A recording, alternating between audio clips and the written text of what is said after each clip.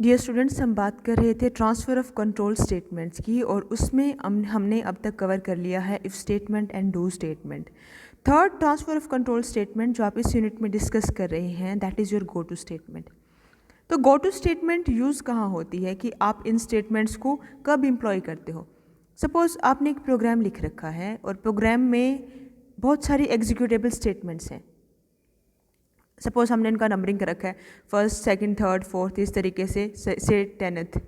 तो इस तरीके से आपके पास प्रोग्राम में कई सारी एग्जीक्यूटेबल स्टेटमेंट लिखी हुई है और प्रोग्राम का एग्जीक्यूशन होते होते सपोज़ आप फोर्थ स्टेटमेंट पे आ गए हो और फोर्थ स्टेटमेंट के एग्जीक्यूशन के बाद अगर आप ये चाह रहे हो कि आपका फिफ्थ स्टेटमेंट का एग्जीक्यूशन ना हो कि किसी दूसरे स्टेटमेंट का एग्जीक्यूशन हो, सपोज़ यू वांट कि फोर्थ स्टेटमेंट के एग्जीक्यूशन के बाद दोबारा से सेकंड स्टेटमेंट का एग्जीक्यूशन हो, या फिर मैं कहूँ कि अगर आप चाहते हैं कि फोर्थ स्टेटमेंट के एग्जीक्यूशन के बाद सेवन्थ स्टेटमेंट का एग्जीक्यूशन हो, बीच वाली जो स्टेटमेंट्स हैं वो एग्जीक्यूट ना हो, तो इस तरीके के पर्पजेज़ के लिए हम यूज़ करते हैं गो टू स्टेटमेंट।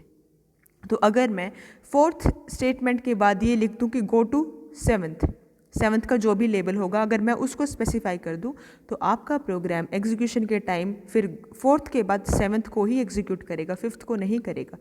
तो इस तरीके से हम गो टू स्टेटमेंट का यूज़ करते हैं प्रोग्राम्स में। बेसिकली इसका काम है कि जो आपका नॉर्मल फ्लो ऑफ एग्जीक्यूशन है उसको ब्रेक करना। उसको ब्रेक करने के लिए आप क्या क्या यूज़ कर सकते हैं, इफ़ स्टेटमेंट यूज़ कर सकते हैं, डू कर सकते हैं, गो टू कर सकते हैं। अभी इस आर्टिकल में हम फोकस कर रहे हैं सिर्फ और सिर्फ गो टू स्टेटमेंट्स पे। तो गो टू स्टेटमेंट दो तरीके की होती है। फर्स्ट है एक अनकंडीशनल, सेकंड है कंडीशनल। कंडीशनल की आगे दो कैटेगराइजेशन है, first year computed go to और सेकंड है असाइंड गो टू। तो अनकंडीशनल गो टू स्टेटमेंट क्या होती है कि आपने इसमें कोई भी कंडीशन नहीं दे रखी। आप कैसे यूज़ करते हैं इसको कि गो टू के बाद जस्ट आप लेबल नंबर लिख लीजिए कि आप किस लेबल नंबर जो आपका एग्जीक्यूशन का जो एक स्टेटमेंट है एग्जीक्यूटेबल स्टेटमेंट उसका जो भी लेबल नंबर है आप गो टू के बाद उस लेबल नंबर को लिख दीजिए, तो आपके प्रोग्राम में डायरेक्टली ये वाली ही स्टेटमेंट एग्जीक्यूट होगी। एक बात जो आपको यहाँ ध्यान रखनी है, गो टू स्टेटमेंट से आप प्रोग्राम में कोई ऊपर लिखी हुई स्टेटमेंट, ऊपर लिखी हुई मतलब क्या कि सपोज़ आप इस स्टेटमेंट को एग्जीक्यूट कर रहे हैं अभी, तो गो टू से आप ऊपर कि जो स्टेटमेंट्स हैं उनको भी एग्जीक्यूट करा सकते हैं इसके बाद, या फिर इसके नीचे की कोई भी स्टेटमेंट। तो आपके मतलब बिफोर और आफ्टर गो टू के जहाँ पे आपने गो टू लिख रखा है उससे पहले कोई भी स्टेटमेंट या फिर उसके बाद की कोई भी स्टेटमेंट किसी को भी आप एग्जीक्यूट करा सकते हैं। बस आपको क्या चाहिए, उस स्टेटमेंट का स्टेटमेंट लेबल नंबर चाहिए जो कि आप स्पेसिफाई करते हैं प्रोग्राम्स में। एग्जाम्पल इन्होंने दे रखा है, सपोज़ कि आप एग्जीक्यूट करते आ रहे हैं किसी प्रोग्राम में, बड़ी सारी स्टेटमेंट्स हैं, गो टू 100 आपने लिख रखा है इसके ऊपर और इसके नीचे भी, तो यहाँ तक तो आपका प्रोग्राम एग्जीक्यूट होता हुआ आ गया। तो जैसे ही इस प्रोग्राम में नेक्स्ट इसको जैसे ही आपको एग्जीक्यूशन के टाइम गो टू 100 दिखेगा ना, तो आपका प्रोग्राम दोबारा से 100th लेवल की कॉरस्पॉन्डिंग जो भी स्टेटमेंट है उसको एग्जीक्यूट करेगा, ना कि इसके निचले वाली को। तो जैसे भी आपका गो टू के बाद जो भी लेवल नंबर आ गया, आपका प्रोग्राम ऑटोमेटिकली उस स्टेटमेंट को एग्जीक्यूट करने में लग जाएगा।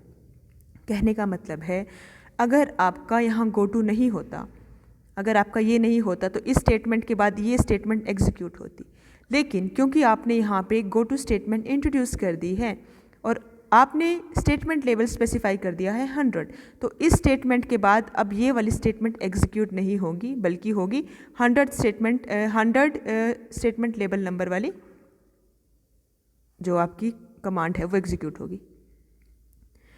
जो कंप्यूटेड गो टू है उसका सिंटेक्स क्या है कि आप इसमें क्या पुट करते हैं, गो टू के बाद L1, L2, LM और L। क्या है ये L1, M2, M2? ये सारे के सारे आपके स्टेटमेंट लेवल्स हैं।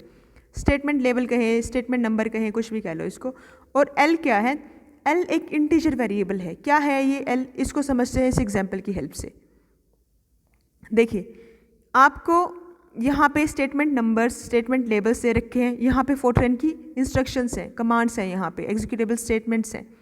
तो आपने लिखा by using that syntax you have wrote go to L1, L2, L3 और यहाँ पे L था, तो उसको मतलब बिल्कुल वैसा ही है ये भी कि गो टू L1, L2, L3 और L, ऐसा हमने लिख रखा था ऊपर। तो आपने कॉरस्पॉन्डिंगली ये लिखा जिसमें जो स्टेटमेंट नंबर L1 है वो 11 है, स्टेटमेंट नंबर L2 है 60 और स्टेटमेंट नंबर L3 है 20।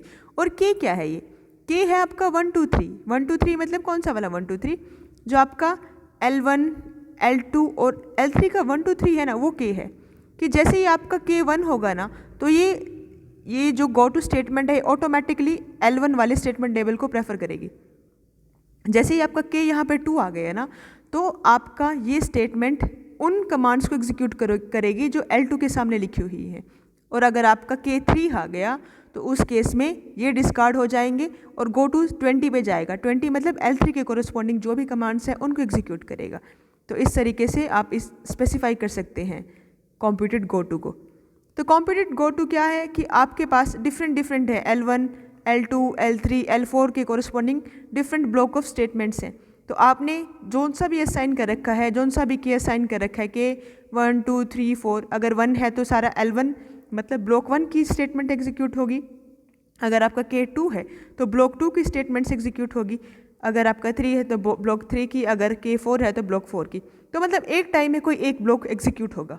अगर ऐसा है तो ये आपका कॉम्प्यूटेड गो टू है। और उसके बाद कि कौन कौन सी स्टेटमेंट अलाउड है, कौन कौन से स्टेटमेंट्स अलाउड नहीं हैं, वो आपको इस टेबल में दे रखी है। आप इसको एक बार देख लें।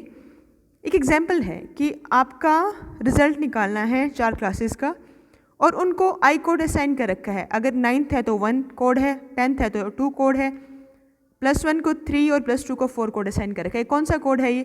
जो आप लिखते हैं गो टू, माई अपॉलॉजीज, वो आप लिखते हैं गो to L1 L2 L3 L4 K। और ये K क्या है? ये यहाँ पे आई कोड है। K की वैल्यू 1 है तो आपको क्लास 9th के कोरिस्पॉन्डिंग जो भी स्टेटमेंट्स हैं वो एग्जीक्यूट होंगी।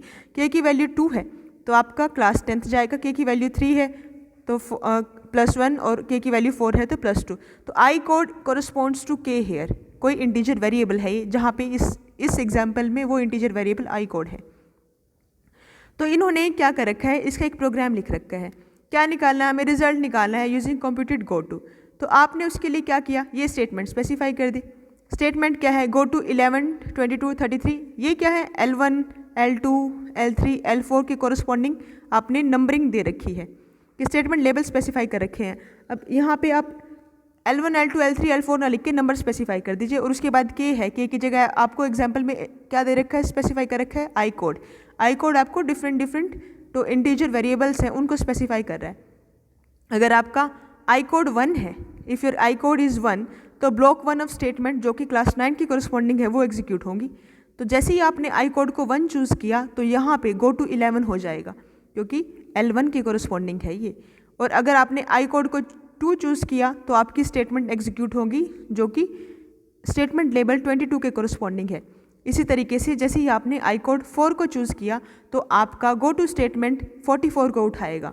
44 का मतलब कि वो सारी स्टेटमेंट एग्जीक्यूट करेगा प्रोग्राम जो कि स्टेटमेंट लेवल 44 की कोरिस्पॉन्डिंग है। और स्टेटमेंट लेवल 44 की कोरिस्पॉन्डिंग आपको +2 क्लास का रिजल्ट दिख रहा है। तो इस तरीके से प्रोग्राम लिखे जाते हैं कॉम्प्यूटेड गो टू में। ये कुछ बातें दे रखी हैं जनरल, आप इनको एक बार पढ़ लें। लास्ट है assigned go to. Assigned go to का सिंटेक्स है ये कि असाइंड n टू i। इसका मतलब क्या हुआ कि n की वैल्यू को i को असाइन करें, जहाँ पे i क्या है, इंटीजर वेरिएबल है, और n क्या है, एक इंटीजर कांस्टेंट है। और उसके बाद आप गो टू लिखते हैं। गो टू, देखिए गो टू i, ये i वही है जो ऊपर असाइन वाले में आपने इंटीजर वेरिएबल यूज़ किया था। L1 L2 L3 up to Lk, ये सारे के सारे आपके क्या हैं, ये स्टेटमेंट लेबल्स हैं। तो ये हमें क्या बताती है, this assigned go to statement causes control to be transferred to currently assigned value of i। अब हमारे पास बहुत सारे लेबल्स हैं। अब हम ये नहीं चाहते कि 1 बाय 1 ये असाइन हो। हम ये चाहते हैं कि कोई रैंडमली, अगर हम किसी रैंडम बीच में जाना चाहें ना, अगर हम चाहते हैं इन सारे बहुत सारे स्टेटमेंट लेबल में से कोई एक रैंडमली एग्जीक्यूट करना चाहते हैं हम, तो आप असाइन गो टू स्टेटमेंट का यूज़ कर सकते हैं। इसमें एग्जाम्पल से समझते हैं। देखिए इसने पहले क्या किया, पहले 66 को काउंट को असाइन कर दिया। और जब भी आप अब गो टू काउंट को एग्जीक्यूट करेंगे ना, तो ये गो टू 66 स्टेटमेंट लेबल को एग्जीक्यूट करेगा। क्यों? क्योंकि आपने पहले काउंट को 66 को असाइन कर रखा था। तो इस तरीके से आप असाइंड गो टू स्टेटमेंट्स को यूज़ करते हैं। And that would be all about your go two statements.